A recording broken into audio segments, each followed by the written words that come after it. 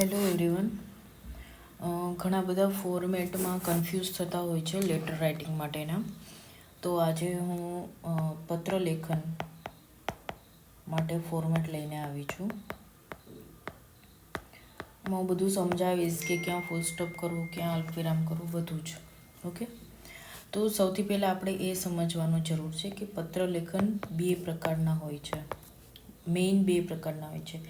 એક હોય છે બિન ઔપચારિક, એટલે કે અનઓફિશિયલ,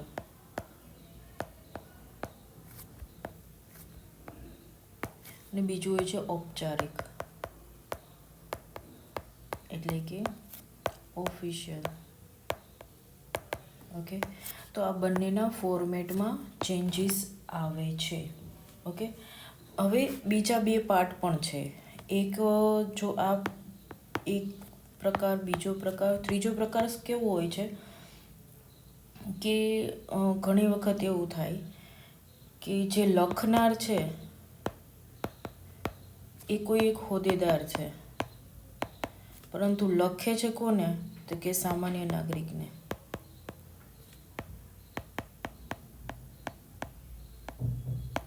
ઓકે. ચોથું એ પણ આવી શકે કે જે લખનાર છે એ સામાન્ય નાગરિક છે અને જેને લખાઈ રહ્યો છે એક હોદ્દેદારને લખાઈ રહ્યો છે. ઓકે. તો આમાં શું જોવાનું કે જો કોઈ હોદ્દેદારને લખાઈ રહ્યો હોય તો એક ઓફિશિયલ હોય, અને જો સામાન્ય નાગરિકને લખાઈ રહ્યો હોય તો એનું ફોર્મેટ આવશે અનઓફિશિયલ જેવું. ઓકે. આટલું સમજવાનું છે. હવે આપણે સૌથી પહેલાં બિન ઔપચારિકમાં અનઓફિશિયલ જે છે પહેલો પ્રકાર,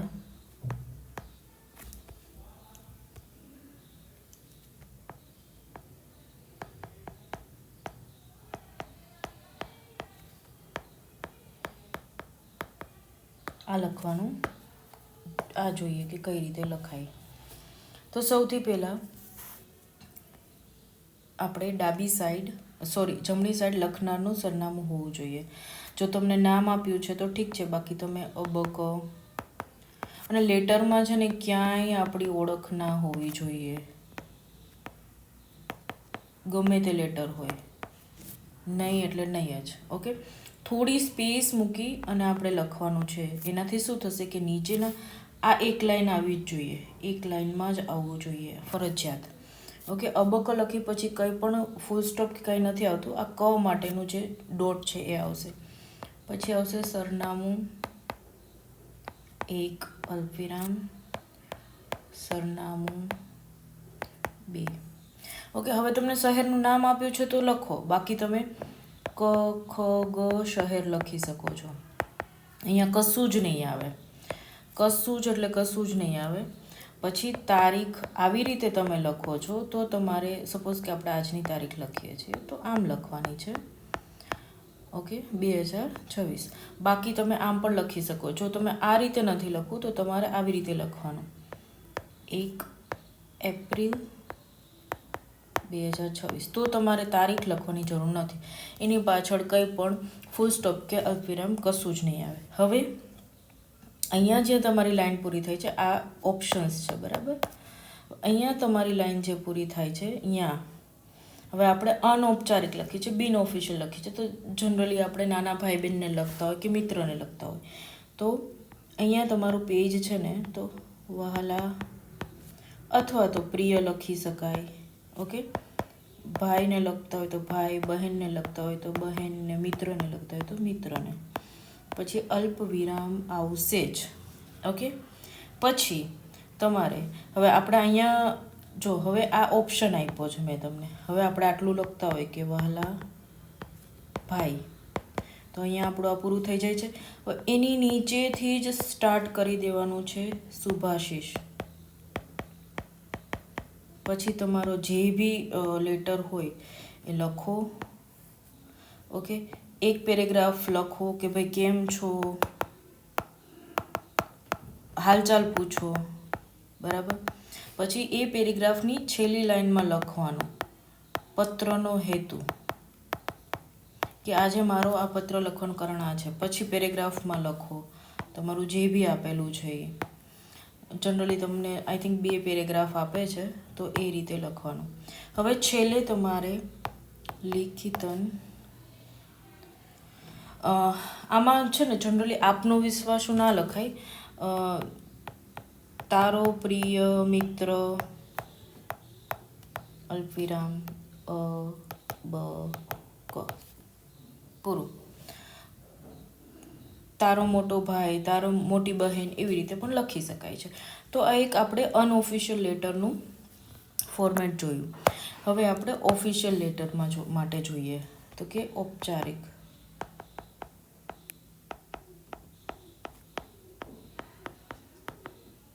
ઓકે, તો આમાં આપણે શું ધ્યાન રાખવાનું છે કે આમાં 2 સરનામા આવશે, 2 આવશે.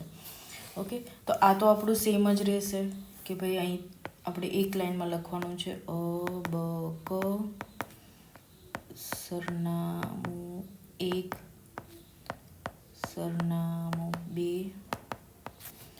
ક ખ ગ શહેર, અને તારીખનું આપણે જે 2 ઓપ્શન આપ્યા હતા એ. ઓકે, હવે અહીંયા શું થશે, એક તો કાં તો તમને કહ્યું હશે કે તમારો હોદ્દો આપ્યો હોય તો તમારે હોદ્દો લખવો પડે કે અ બ ક, તો તમે સબ ઇન્સ્પેક્ટર હોય તો સબ ઇન્સ્પેક્ટર.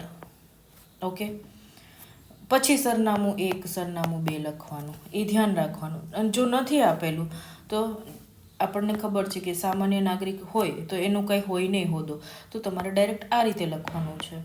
બટ જો તમને હોદ્દો આપ્યો છે તો તમારે હોદ્દો લખી પછી સરનામું લખવાનું છે. ઓકે, હવે અહીંયાથી આપણે આ પૂરું થાય છે. તો અહીંયા શું આવશે, કોને લખવાનો છે, તો એક પ્રતિ અધિકારીને લખવાનો હશે. તો પ્રતિ શ્રી અલ્પવિરામ. હવે અહીંયા અધિકારીનું નામ હોય તો આપણે ચ છ જ શ્રી, પછી એનો હોદ્દો લખો. ઓકે, અને આઈ ડોન્ટ થિંક કે સરનામું લખવાની જરૂર છે. જો લખો તો ચાલે, બાકી આવી રીતે લખો તો બી ચાલે. હવે અહીંયા આપણે પૂરું થયું છે, આ પ્રતિશ્રીથી પૂરું થયું છે. હવે ઓફિશિયલ લેટરમાં વિષય ખાસ લખવો પડે, તો વિષય લખ્યો તમે અહીંયા. ઓકે, હવે તમારે આ જ લાઈનમાંથી મહોદય શ્રી અથવા તો સુજ્ઞ મહોદય શ્રી, આ 2 ઓપ્શન્સ છે તમારી પાસે, બરાબર. અહીંયા મહોદય શ્રી પૂરું થયું, એની નીચેથી જ તમારે ચાલુ કરવાનું લેટર લખવાનું કે જય ભારત સાથે જણાવવાનું કે આ તે બધું એમ. પછી તમને કદાચ પૂછ્યું હોય કે તમારે આ વિશે સજેશન્સ આપવાના છે, તો તમે 1-2 ફકરા લખી અને પછી તમે લખી શકો કે નીચે મુજબ મેં મારી ભલામણો આપી છે, તો ભલામણો લખો. ઓકે, પછી 1, 2, 3, 4 એવી રીતે ભલામણો લખી, બરાબર. પછી છેલ્લે એક કન્ક્લુડિંગ રિમાર્ક્સ બી લખવાનો, રિમાર્ક્સ નહીં બટ તમે લખી શકો કે ભાઈ આ રીતે આપણે બીજું પેજ લઈ લઈએ. સપોઝ કે તમારે અહીંયા પૂરો થયો છે, આ ભલામણો તમારી 10 જેટલી ભલામણો અહીં પૂરી થઈ છે. હવે તમે એક કન્ક્લુડિંગ પેરેગ્રાફ તમારે લખવાનો, પછી અહીં નીચે લખવાનું લિખિતન આપનો વિશ્વાસો અ બ ક, અહીંયા હોદ્દો લખવો હોય તો હોદ્દો, વાત પૂરી. આટલું સિમ્પલ ફોર્મેટ છે, તમારે યાદ રાખવાનું છે. હવે આ જે ફોર્મેટ છે એ તમારે ક્યાં બીજે લાગુ પડી શકે છે, તો કે જો લખનાર હોદ્દેદાર અને કોને લખે છે, સામાન્ય નાગરિકને, તો આ ફોર્મેટ લાગુ પડે. આમાં શું છે, જો લખનાર સામાન્ય હોય અને કોને લખે છે, તો કે હોદ્દેદારને. આ એક કિસ્સો છે, આ 2 કિસ્સો છે. 2 કિસ્સામાં આ ફોર્મેટ લાગુ પડે છે, અને આ એક કિસ્સો અને આ 2 કિસ્સામાં આ ફોર્મેટ લાગુ પડે છે. ધીસ ઇઝ સો સિમ્પલ કે તમારે લેટરનું ફોર્મેટ તમે આટલું યાદ રાખી લો ને. ફોર્મેટમાં તમારે કંઈ ભૂલ, આ ખાસ ધ્યાન રાખવાનું, અહીંયા બહુ ભૂલ કરે છે લોકો, બરાબર. તો એટલું ખાસ ધ્યાન રાખવાનું છે. અને બીજી વસ્તુ એ કે ઓફિશિયલ લેટરમાં છે ને ઓલવેઝ એક વસ્તુ હોય છે કે જે જૂનો લેટર હોય છે ને એનો રેફરન્સ હોય છે, એટલે કે સંદર્ભ. ઘણા લોકો આ લખતા હોય છે, ઘણા લોકો નથી લખતા, એટલે કમ્પલસરી નથી. જો તમારે સંદર્ભ લખવો છે તો તમે અહીંયા પણ લખી શકો છો આઉટવર્ડ નંબર લખીને, અને વિષયની નીચે પણ સંદર્ભ પત્ર નંબર લખી અને નંબર લખી શકો છો. ઓકે, તો એ પણ લખી શકો છો, અથવા તો તમે અહીંયા પણ લખી શકો છો કે જય ભારત સર જણાવવાનું કે આપના દ્વારા મોકલાયેલ પત્ર નંબર આ. ઓકે, તો એ તમે 3 રીતે લખી શકો છો. જો તમારે સંદર્ભ પત્ર નંબર લખવો હોય તો, ના લખો તો પણ ચાલે, એ કમ્પલસરી નથી. હવે સાથે સાથે આપણે એક બીજું ફોર્મેટ લઈ લઈએ અહેવાલ લેખનનું.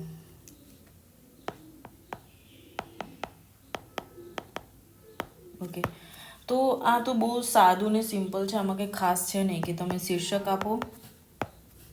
ઓકે, અહીંયા તમે લખો સ્થળ, અહીંયા તમે લખો તારીખ અને અહીંયા લખો સ્થળ. ધ્યાન રાખવાનું, પ્રશ્નમાં સ્થળ હોય તો લખો, બાકી તમે સ્થળ અનોનિમસ લખો તો પણ ચાલે. તારીખ ધ્યાન રાખવાની કે જૂની તારીખ, 1 વીક પહેલાંની તારીખ લખવાની, કારણ કે અહેવાલ તમે એ જ દિવસે ના લખો, ઓબ્વિયસલી તમે થોડા દિવસ પછી લખો.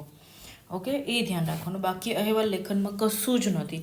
એક ફોર્મેટ છે કે ભાઈ સૌથી પહેલાં તમે જે તે ઘટના હોય, સ્થળ હોય કે ગમે તે પ્રોગ્રામ હોય એની તમે અહેવાલ લખો છો, તો સૌથી પહેલાં પેરેગ્રાફમાં તમારે એનું બ્રીફ આપવાનું કે શું હતું, ક્યાં હતું, કેવી રીતે હતું, એ બધું આપવાનું. પછી નેક્સ્ટમાં તમારે લખવાનું કે ભાઈ હું સહભાગી થયો હતો, આ તે બધું.